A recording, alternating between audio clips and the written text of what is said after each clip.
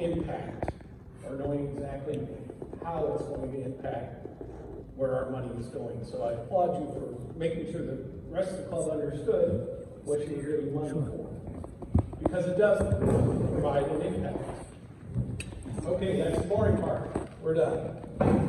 All right, the fun part. You heard that I was involved in scouting move because as district trainer, I don't like standing behind a podium because I feel like you guys don't pay attention anyway. So, you know, I kind of wake people up as I think they're not, you know, listening. But it's important that you understand that the district works for you. I have 52 volunteers in this district, and you have a few in your club that are representing in the district. And of the 52, they all volunteer. Nobody is paid. We work for you, your club, to provide district funds, international funds. We also provide this district an opportunity for this club to contribute to their school with a literacy grant. Anybody familiar with that grant? Well, it's probably not a big deal because it's literally in your backyard. It's the Cup Carter ball game at Bush Stadium.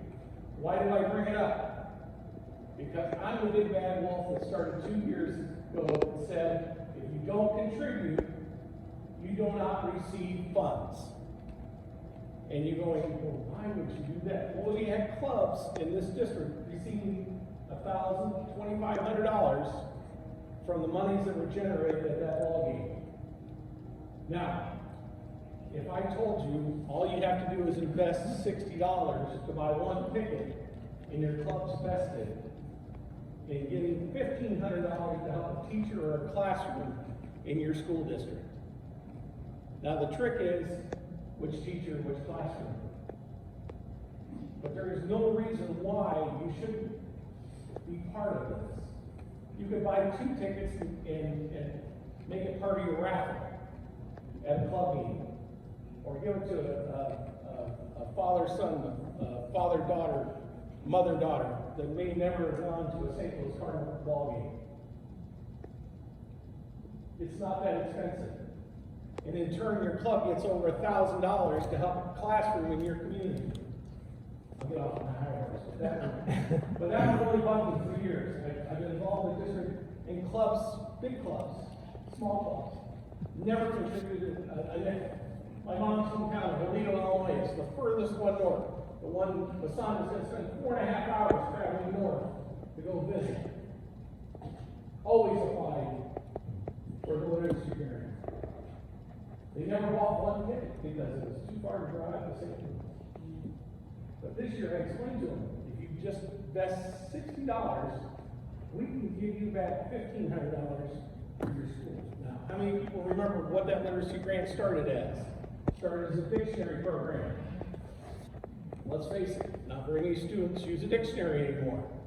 They have their laptops, they have their cell phones, they have ChatGPT, they have autocorrect. The idea of a dictionary of converses are pretty foreign to most students, even to some college students, I'm sure.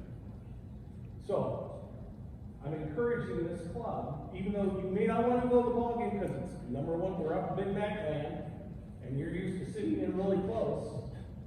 Think about sponsoring somebody who could go. And the benefit to your club is the fact that then you can honor at least one instructor, one classroom, with $1,500 gift. And that's, you didn't have to do anything for it other than, buy a couple tickets. Okay. Another thing we have in Rotary is fellowships. And you've heard my bio, I've been involved in scouting since 1973. I've had the benefit of growing up through the whole process. I now am an adult scouter, district commissioner. My kids are grown. Within Rotary, we have fellowships. How many people are familiar with, anybody belong to a fellowship? Which one? Pilots? Anybody else? Lasanda? SRAG. What? SRAG, Environmental and Sustainability. Environmental. We also have fellowships for bourbon. We have fellowships for sewing, quilting, if you quilt. Almost any travel, you name it. Seriously, beer. If you brew beer, there's a group that brews beer. Now you think that's kind of funny, but if you don't understand how brewing beer in Europe happens, you might, with that relationship and the fellowship, you might learn their secrets about brewing beer. What's different about their yeast that they use, and don't ask me why I know so much about brewing beer, but I've sure tried. Anyway, mine's in scouting. And two things that I wanted to do this year was emphasize youth. This is one. So, many years when you're in the Girl Scout program, they have a gold award. That is the highest award girls can receive within their program. Our Rotary district, and we've done this for years, but many of the clubs are not aware of it. We have a certificate for any young lady who has earned the gold award.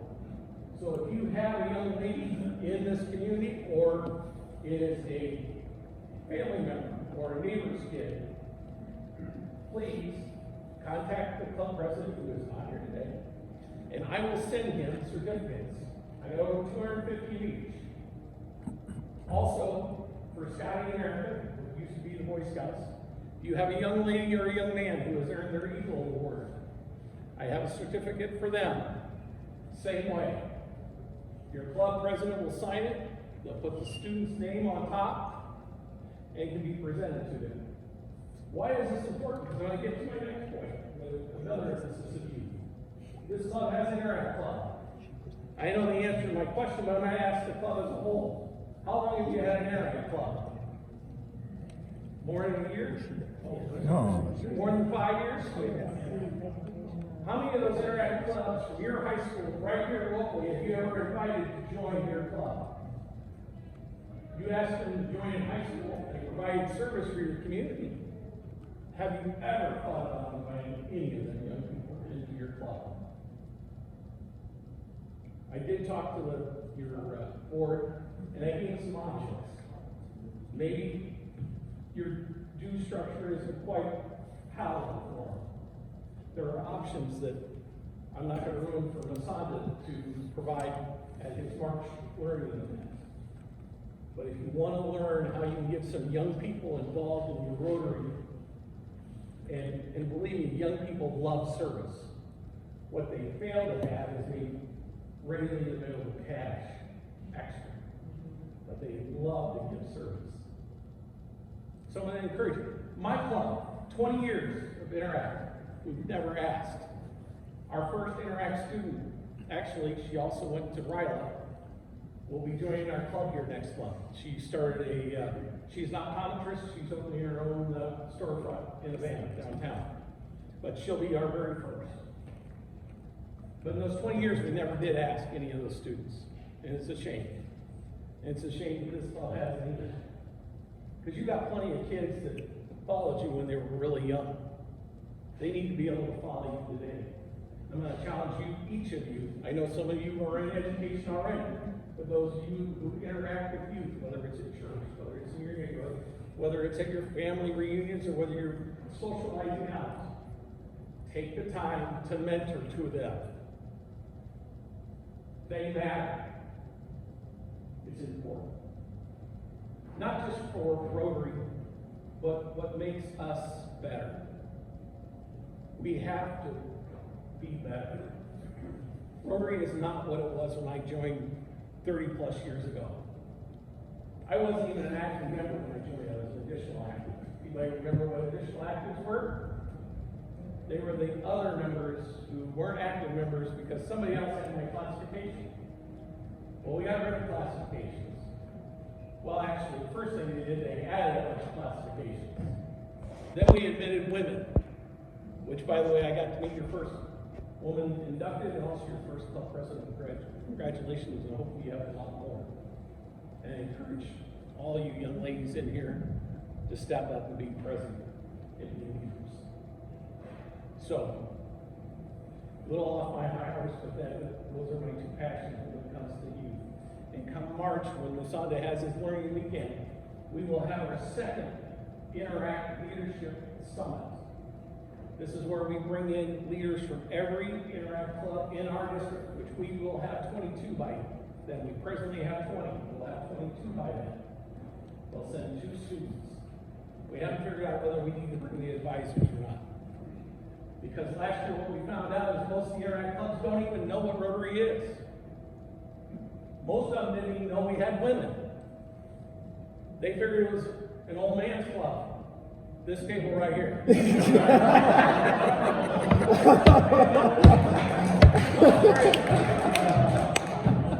is the perception that young people have. We need to change it. And I need two women that are Rotarians to mentor these young women. Empower them to be leaders. And that is what Interact is. It's about leadership opportunities. It's an opportunity for them to publicly speak in front of their peers, to learn what it takes to organize a project. Now, all you women and young men in here, you've had the advantage of being in business, and you have an education, and you understand how to organize things. These young kids don't. So, as I start wrapping up, and I'm sorry, I do want to bring up about district conference. It's November 8th. It's right around the corner. We have 3 keynote speakers. Thanks to Asanda, we have one on... the district conference? Yes. November 8th. Yes. And then November 1st. You're bringing in who to talk? Keynote speaker? Oh, it's a That you secret. met? It's a secret. Oh, sorry. Yeah. Okay. Yeah. We have a secret. Yeah. The second one is Bob Stewart. Anybody know who Bob Stewart is? Where he belongs? He's an attorney in Springfield. Bob Stewart is also known as the youngest district governor in our district. He got it because the guy that was supposed to be district governor got ill, and he's going to talk about his 50 years in Rotary. He is also the only person in our district that's ever served on the international board in Chicago. So he is going to be speaking about Rotary. The third happens to be a classmate of mine from St. Louis.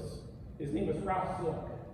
And if you read your Rotarian or followed when everything was going on with Calgary, he rode his bicycle with a rickshaw behind it, raising money for polio clubs.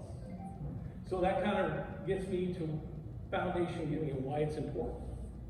Obviously, we talk about polio, you understand that. But when the club, you as an individual gives the foundation, whatever you choose to give, whether it's for polio, whether it's for whatever part of the foundation you want to give to education, clean water, whatever it is, empowering women, you can designate for it. That money, after 3 years, I'm pushing that back to the district as district designated funds. This is the money we get to play with to give out for district projects. We also have foundation global grants, and this year, thanks to several people in this room, I can honestly tell you both our district grants are fully funded, and all of our foundation global grants are totally used. We have gone too long in this district giving money back to RI and never being used in our district. And I guess I must have cried hard enough at President-elect training that clubs actually took to heart what I asked. I'm going to ask you to do the same thing for Masanda. You have the opportunity next year, come July or sooner, to celebrate Musanda ascending into district governor. The job is reasonably painless, but we spent 3 years training for it. And to be quite honest, my year as district governor finishes roughly around November, December, after I make all my official visits.